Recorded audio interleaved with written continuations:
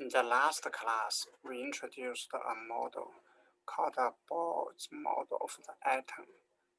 This model says electrons travel around the nucleus in different circular orbits with a specific energy. For example, these different orbits have a different energy, and the electron can change their energy by going from one energy level to another.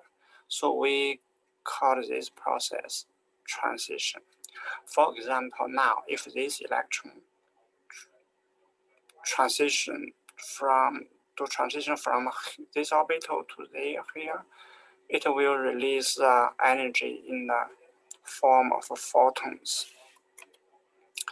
So that model can explain very well the image of the discharging tube. You remember we in that tube we can see the four separate line with different color. That is because here is labeled like the different orbits, like 1, 2, 3, 4, 6, 5. So when the electron transition take place from 6 to 2, and so certain energy will be released. And from the equation we learned the energy is equals to the h nu. So the frequency and the wavelength can be calculated. Is this value. So similarly, if electrons change from this orbit to here, and you see this energy gap is smaller, and that will be corresponding to this wavelength. So that shows different color. And this transition of the energy can be calculated by using this equation. We talk about that. So these are the energy level. For example, initially, like a previous slide, change from 6, then plug in 6 here, and finally the energy state is 2, then plug in 2 here, and then this is constant. You can calculate the energy and then the frequency. So this is what we learned from the last class. So this Bohr's model can explain the hydrogen atoms very well. In other words, single electron atoms like this and also this. However, it doesn't work for atoms with multiple electrons, because we only have one electron. The interaction between electrons can be overlooked. For multiple electrons, yeah, that part play a big role. So this slide shows not only the photons is kind of wave. We talk about that electromagnetic wave. Also, the electron is a kind of relatively big particle. It also shows the wave nature. So we call the dual nature of the electrons. So it's discovered by Broglie. So he provides this equation to calculate the wavelengths of electrons. For example, the length of wavelength of electrons can be calculated by the Planck constant over mu. The m is the mass of electron, and the u is velocity. If you learn physics, you will know the velocity have the same value as speed. Yeah, but it has a direction in which direction it will move. So basically, you can simply understand this one is the speed. Okay. So okay, I think we did it before. We'll not do that. So we know that Bohr's model is not really correct, even it can explain the hydrogen atoms well. So now we will know why. So first, let's see that one very important principle called a Heisenberg uncertainty principle. So that principle talks about the position and the momentum of electron cannot be accurately determined simultaneously. So what does it mean? Yeah. That means if the position of our electron is accurately known, we know the position, then its momentum is not certain. And if we can determine the momentum accurately, then its position cannot be determined accurately. So this momentum, right now, if you never studied physics, and it's related to speed, it's equals to the mv. M is mass and v is speed. But now I think you can simply accept that principle. So that principle can be described by this simple equation. So this dirt means the position change, and this dirt p means the momentum change. So that's this one times this one must be bigger than certain value. This is a constant. The Planck constant divided by the 4 pi. Pi is equals to 3.14 and so on. Yeah, from here you can see if this one is accurately determined, the error is very small, for example, super small, then this one will be big. Because if this one times this one must be bigger than this one. If this one is small, this one will be big. If this one is small, that one will be big. This is why only one of them can be accurately determined. Another one, the error will be very big. Okay, so in short, yes, electrons, from this principle, we know electrons cannot travel in fixed orbits around the nucleus, like what we described before. Why? Because this cannot be like the Earth surrounding Sun, because the Earth, the speed and position can be determined at a time, right? Yeah, you even can predict, but here we cannot. If we cannot predict their position, we cannot determine their momentum simultaneously, that means we cannot determine their orbits. There are no such orbit like Earth surrounding the Sun. So then the question will be, if the position and the momentum cannot be simultaneously determined, then where is the electron most likely to be found around the nucleus?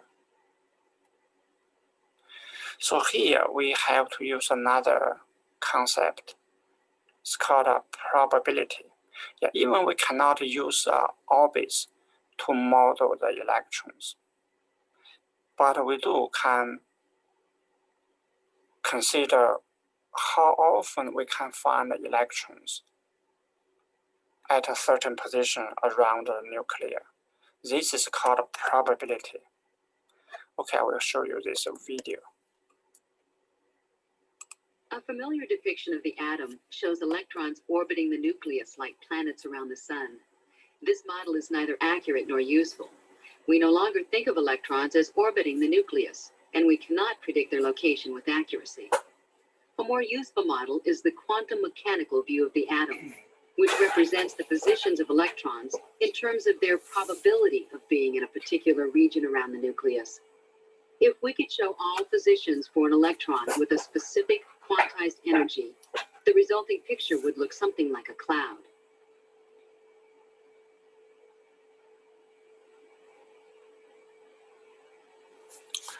Yeah, as the video shows, we cannot use orbits to describe the electron, but we can use the probability to tell how often I can find this one electron at a certain position.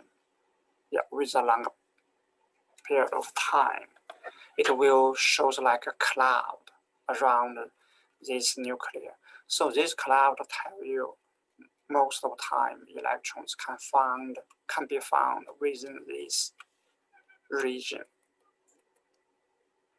So like this electron density distribution. Yeah, we can find the electron more often within here compared with here, because here the cloud is darker.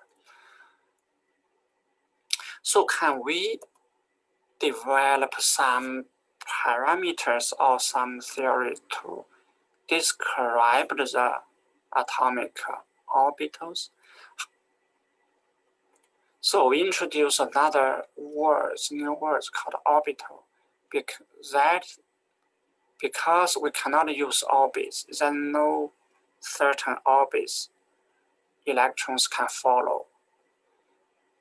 But we borrow this concept, we add ALs to distinguish between the real orbits like the Earth surrounding the Sun or the Moon surrounding the Earth. We use the orbital to tell the electrons the space where the electron of a certain energy is most likely to find is called the orbital. Yeah, we should keep this in your mind. There's no orbits like what we said, like Earth surrounding the Sun, but we just borrow these words. Yeah, these words, and we add something. This is called orbital. So to describe the orbital where the electrons is most likely found, we developed the three quantum numbers. So let's see what's that one by one. Three quantum numbers. So the first very important and useful quantum number is called a principal quantum number. We use N to stand for that principal quantum number.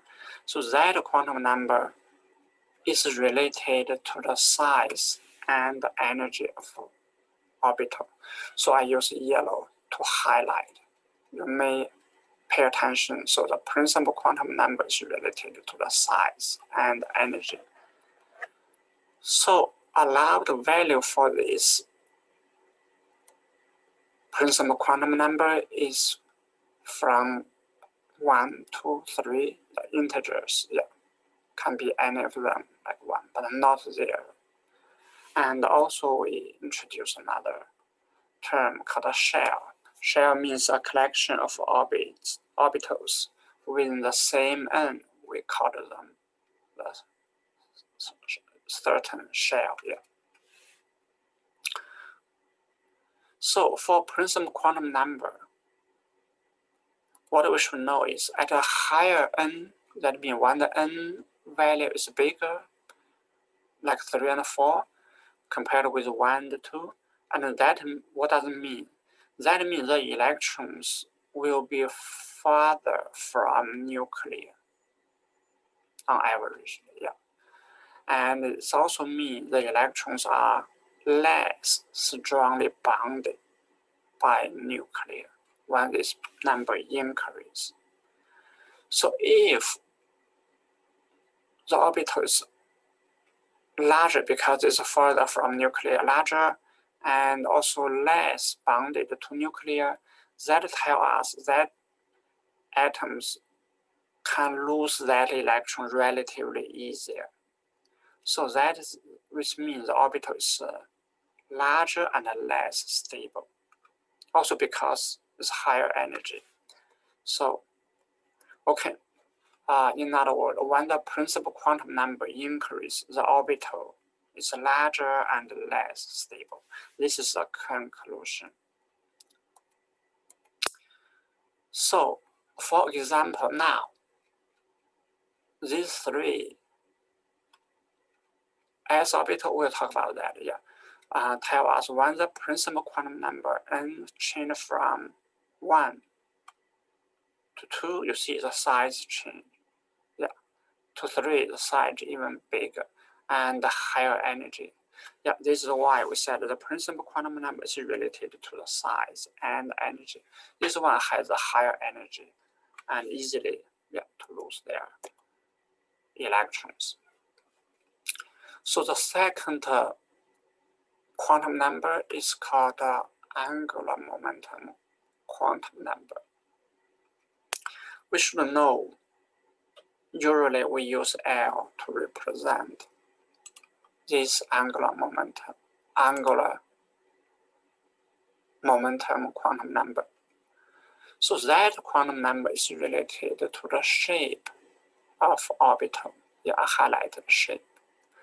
So a lot of value for this angular momentum quantum number is from 0 to 1 to 3 until n minus 1. The n is the principal quantum number.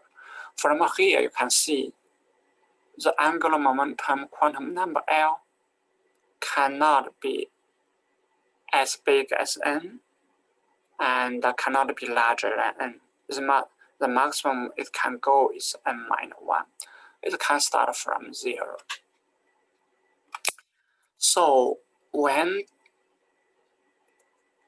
the angular momentum quantum number L have different values, for example 0, we give that orbital a specific name, like we name this one s orbital, and s orbital have a specific shape. It's like spherical. Yeah, I think I showed you in the previous slides. 1s, 2s, 3s, they are all like spherical. So when L equals to 1, so the orbital name will be p orbital, and the shape will be like the dumbbell. I will show you in the next slide. But here, first I will give you a brief summary to tell you when the angular momentum quantum number change from 0 to 1 to 3, and their corresponding name will be S, P, D, F, and continue like that. And their orbital shape will be sphere, dumbbell, and butterfly, or donuts.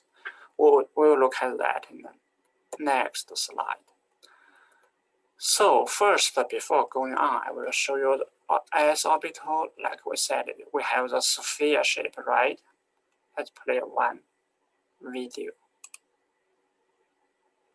That video tells you the shape of the s orbital is like a sphere, you see.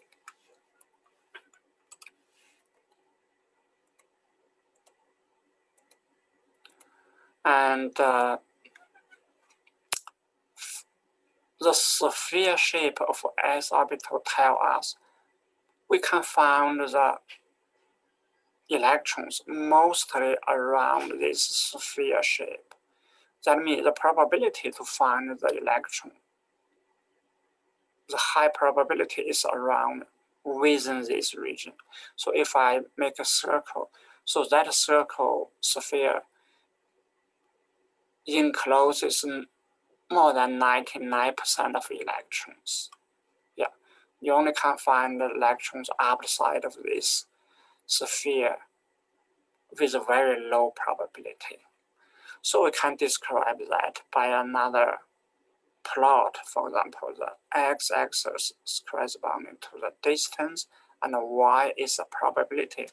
You can find, at a certain distance, you can find the maximum probability of electrons. And when the distance increases the direction, so the probability decreases a lot. But it's not 0, but it's a very low probability you can find electrons there. So this again, as we see this before, this s orbital all have the sphere shape. Yeah, though they change their size because we change the principal quantum number, right? The size change, but they all have the sphere shape. For p orbital, like this figure shows, the probability we can find the high probability we can find electrons are located in this region. So this cloudy region, you see, it looks like a dumbbell, right? Like dumbbell. So we can draw this p orbital like this. Let's see this video. Where you can find the electrons more often? Yeah, it's within this dumbbell region. So compared with the s orbital, we only have one type of s orbital if the principal quantum number is certain, like 1. But for p orbitals, if we have the principal quantum number equals to 2, we can have 3 types of the p orbitals. So it's called a 2px, 2py, and 2pz. The 2px means the lobe of the dumbbell of this orbital align along this x-axis. You align in this direction. So the 2py means that lobe will align on this y-axis. So you can see so this subscript letter can tell you where you can find this dumbbell, the orientations along this. And similarly, if we have the PZ orbital, I believe you can tell the lobe will align along the Z, right? It's easy to memorize. When we have X will along this X, Y will align along this Y. And when we have Z, this lobe will orientate along this Z axis. So this is a p orbital. And like I said before, the principal quantum number determines the size and energy. So when the principal quantum number changes from 2 to 3, yeah, you see they both are p. They both have the dumbbell shape, but the size increase for the for this 3p compared with 2p. Let's take a look at this video. Yeah, 3-dimensional, you can find most likely you can find the electrons along this axis. Yeah. So the next one, like we said, when the angular momentum quantum number L equals to 2, the orbital name is called d orbital. So for d orbital, we have 5 types of d orbital when we have the certain principal quantum number, for example 3D. There are 5 types. So they are named like 3D z square and 3D x square minus y square and 3D xy, 3D xz, and 3D yz. You are supposed to know how to sketch the shape of the different orbital, including the S, P, and D. I will post some in-class practice, like drawing the different orbital shapes. I think it's easy to memorize. So the S orbital all have the sphere, like a round shape, and P orbital all have the dumbbell like this. and you just need to pay attention to the lobe of dumbbell along to X or Y or Z. That depends on the subscript letter. But for d orbital, it's relatively complicated. But don't worry, let's first start from this one. First, these three d orbitals, they all like the butterfly. We give some name like butterfly, right? Have the wings, butterfly.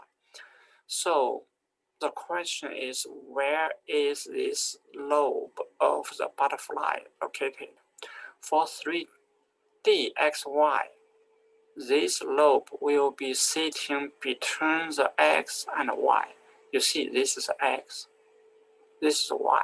So the lobe will be sitting between the X, Y. This one too. This one is also X, this is Y. So the two pair of lobe will be located between X and Y. For 3D XZ, the lobe will be sitting between the X and Z. You see, this is Z, this is X. So this lobe you see sitting between the X and Z, the three-dimensional. This is the same because this is X axis and this is Z. You see this one sitting between the X and Z. And the same principle. So 3D YZ will be located between the Y and Z axis. So this is Z, this is Y. You see, 3YZ will be located between this YZ. Okay, that three is relatively easy to memorize. Let's take a look at another one. This one I think is also easy to memorize because it's very specific. Yeah. So we have like a dumbbell here, and we have the donuts. We call it donuts. Donuts-like things, like circle. And here you see we don't have any square here. As long as we have square, the lobe will be on the axis. For example, the 3D Z square, the lobe will be on the Z axis. But these three, they are not on the axis. On the contrary, they are sitting between this X and Y, between this Y and Z, and between this Y and Z, between this X and Z. But here is on the axis. Similarly here for X squared minus 1 squared, whenever you see square, the lobe, this one, is on the Y and this one is on the X, as you see. So in other words, the difference between this one and another three is, for this one, it is also the butterfly, but they are on the X and Y axis. But all others are sitting between the axes. Okay, I think that is okay. And then, okay, let me show you the overall picture of the orbital shape. So it's start from S and to P and to D orbital. So for F orbital, there are 7 types of the F orbital. We never test anything on the test, but if you are curious, you can read the textbook and yeah, take a look at their shape. But we will not talk much on this class about this. Okay, so we finished today's class. Okay, stop sharing.